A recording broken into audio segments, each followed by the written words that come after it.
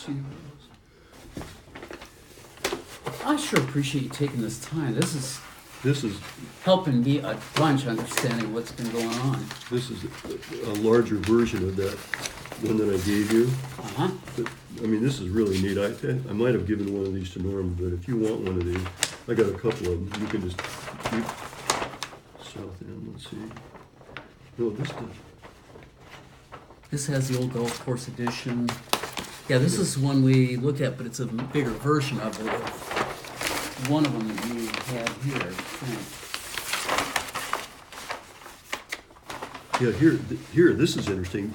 Barney bought this from Johnson's for $12,900, and he bought this from Prescott's for $4,800. These are the prices that Barney paid for the land.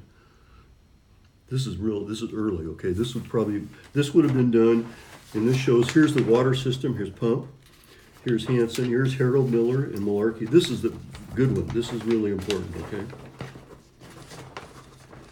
And here it shows he paid the county $2,500 for this portion, and over here the county $2,500 for this one. So here he's paid almost $13,000, another $5,000, and another $5,000.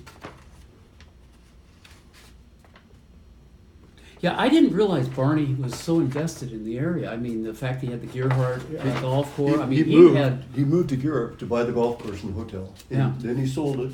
Can't remember. He sold it to Mannion and another person, No, he didn't. didn't Mannion never bought the golf course. He wound up. Who did he sell the golf course to? I'm trying to remember. I think he bought it from Meyer and Frank family. he? Mm-hmm. And along with the golf course, he bought the Palisades property for $1. That was part of his deal. And he owned the golf course and the hotel for quite some time. Then he got involved in Neocony. And I don't know if you've been to Neocony recently, but there's a big subdivision on the side of a hill where Barney built a 9-hole golf course. Yes, I remember where the golf course is. Okay, I didn't know if you were. I knew he had built that. I didn't realize Yeah. he did the And subdevelopment. at the same time, he was purchasing all this property, and he thought he was going to have more action in Neocony than he was in the Surf Pines area. But then he got lucky in '49 while he was building the golf course, and he sold those 2 parcels to Miller and Malarkey, and that just opened the floodgates.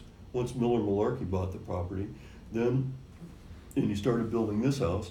Then Bill Hazeltine, who was a real wealthy guy, bought a house up here. His house is now owned by, trying to remember the name of the family. It might be the biggest house in Surf Pines, but it's a real wealthy family from Portland. It's not the one that Dugars have now. No, it's past Dugars. It's to the north of Now, Dugars. that house was built in the 60s, Dugars' house? Yeah, it was owned by a Coast Guard guy, and Dugar expanded it dramatically. Oh, okay, so Dugars